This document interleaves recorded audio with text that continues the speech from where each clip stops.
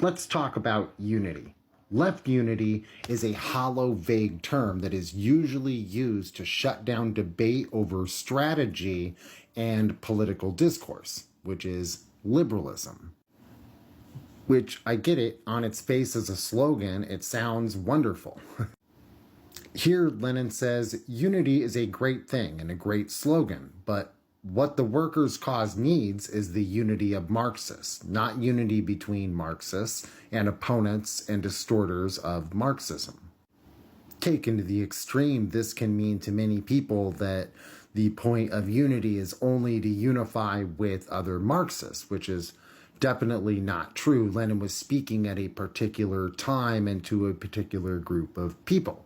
Although there is at least a kernel of essential, timeless truth to that, you cannot just apply it at all times. Lenin didn't, and neither did others. Huey P. Newton says, the chief thing is to fight against U.S. imperialism, world enemy number one, and later on, after we win, we can argue the academic things about who is interpreting Marxism-Leninism in truest form. But first, we have to get the boot off our neck.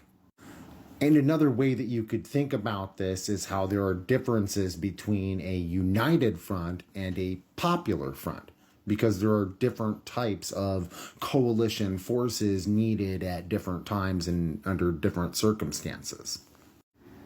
Lenin also said, the socialists of oppressed nations must, in their turn, unfailingly fight for the complete, including organizational unity, of the workers of the oppressed and oppressing nationalities.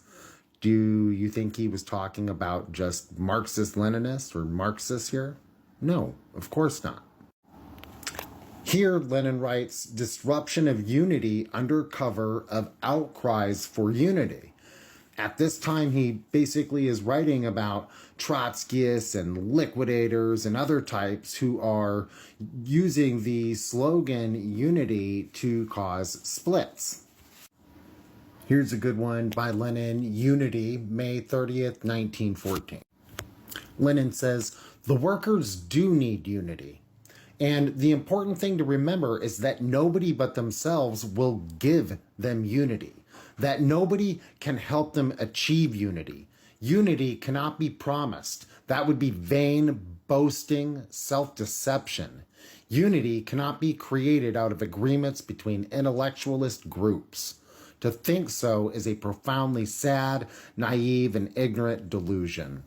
Unity must be one. And only the workers, the class-conscious workers themselves can win it by stubborn and persistent effort. Nothing is easier than to write the word unity in yard-long letters, to promise it and to proclaim oneself an advocate of unity. In reality, however, unity can be furthered only by the efforts and organization of the advanced workers, of all the class-conscious workers. Unity without organization is impossible. Organization is impossible unless the minority bows to the majority. These are incontestable truths. Nobody will question them. The only thing is to put them into effect. That is not easy. That requires effort, perseverance, the solidarity of all class-conscious workers. But without that effort, there is no use talking about working-class unity. The resolution adopted by the Amsterdam International Congress presses for the unity of the workers' parties in all countries. This resolution is correct. It demands the unity of the workers. But with us, attempts are being made to substitute for it the unity of intellectualist groups which refuse to bow to the will of the workers. Lastly, let's take a look at new tasks and new forces. This one was written by Lenin in 1905.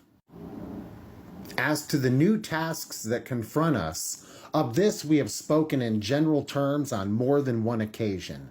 They are to extend our agitation to new strata of the urban and rural poor, to build up a broader, more flexible, and stronger organization. You hear that? Broader, flexible. To prepare the uprising and to arm the people, and to these ends to conclude agreements with the revolutionary Democrats.